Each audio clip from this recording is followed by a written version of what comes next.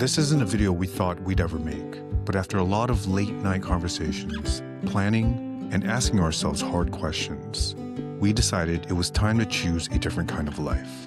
I'm Sean, and this is my wife Pam. You'll meet her in the future episodes and videos. We live in San Francisco with our 2 kids, and in a few months, we'll be moving our family to Thailand. Not because we hate the US, not because we're running away, but because we wanted a life with more time, less pressure, and more presence, especially for our kids. This channel is about sharing the real journey, the planning, the fears, the finances, and what life actually looks like when you choose something different. No hype, no pretending it's perfect.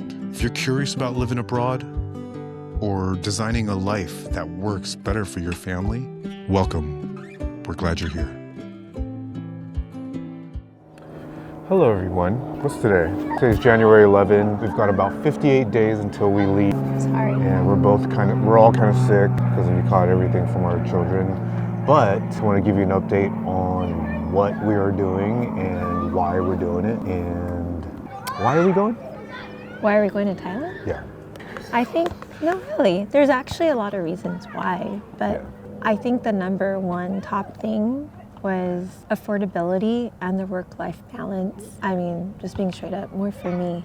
I agree. Because I was working a lot, and I think in order to have a really good work-life balance and afford in the US, the household needs about $300K minimum, and if both of us were both working a lot, I think our kids would have been neglected. Yeah, we're not really into that either, because I don't know about you people out there, but we love being with our family, we love playing, we love going out, and we were super active way back when they were younger, but for some reason I feel like, especially this year or even last year, I just felt like time with our family has kind of passed by like so fast. I don't know if you agree with that. I mean, for you, do you feel like you're overworked? I mean, I don't have a more strenuous job than you do, so I can only imagine like how you're feeling. But when I did have that type of job, yes. Right now, I don't think it's like super straining, only because I'm still able to do what I've been doing for a long time, which doesn't really feel like work to me. Yeah, that's just the kind of job that I want both of us to have. Yeah.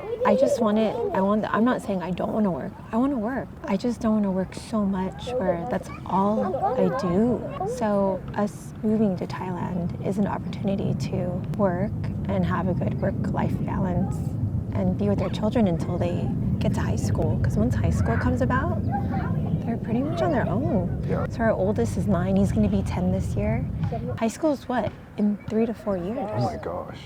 Yeah, so we don't have much time. I mean, we'll have time, but I don't know, I'm just hoping that it's not the typical, like in movies and books, when they go to high school, it's like they're almost like untouchable in their own world. But I'm hoping that us moving abroad and trying new things that are not typical, and we just become a really strong family and he becomes really confident and independent. That's what I'm hoping for. I don't know what it is. There's something about right now, like high school really changes people, but I don't think necessarily for the best. Yeah, especially here, like in the Bay Area, everything is just so jumbled and skewed, where the children that have a good support system, have a good relationship with their parents, those are the people I feel like that are doing well in school. When on the other hand, there's children that have 2 working parents that are barely there or always out and about during work, and it's like they're just stuck on video games or like the TV or an iPad or something like that. But then it confuses our kids of what's right and what's wrong. Yeah. And I know a lot of people say, well, have them decide. It's like, I don't know how I feel about that. I don't agree with that. That was something that was really prominent in schools in San Francisco, where they were telling their kids to use their feelings or make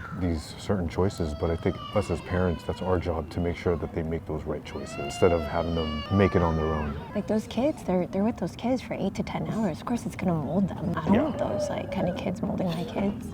No thanks. All our hard work down the drain. Yeah, that was something we were experiencing when the kids were in San Francisco. Our kids are very introverted and very passive. We felt like they were sat next to some of the problem children to kind of offset some of the impatience or some of the behavior they were experiencing. But to be clear, they would put our quiet boy next to the problem child because they knew that the problem child won't talk but he still hears everything the problem child says. He would come home Yeah, he and would be come like, home with it. oh, my classmate said this today. I won't mention any names, or said this, or said that. It sucks. He's hearing all these things, even though he's not talking because he's so shy, but he comes home with all these things that he learned, the F word, the S word, and I'm just like... I was like, what's the F word? He was like, fuck. I was like, oh my God, how do you know this? Yeah, because it's stupid. So there's about 58 more days until we leave. We've already experienced getting visas, telling our parents, and telling some of our loved ones. Pam's already told her boss. So for now, it's about really establishing what means of income that we're gonna be having out in Thailand. We can get into that in another video, but we still have a full apartment and we need to start getting rid of stuff, consolidating. We plan to bring stuff over there. We still have to figure out how and what the logistics are to bring some of the more bigger items or anything that's in a box. That's where we're at. But there's still a lot of planning to do, and Pam's TikTok is doing really well, so we'll drop links in the description below to our TikToks, our Instagrams, just in case you want to follow along. Yeah, Sunday is a beautiful day in Burlingame. I think I'll close out our first official video with that. So thank you for watching, and don't forget to hit the like and subscribe button to follow our journey. 58 more days.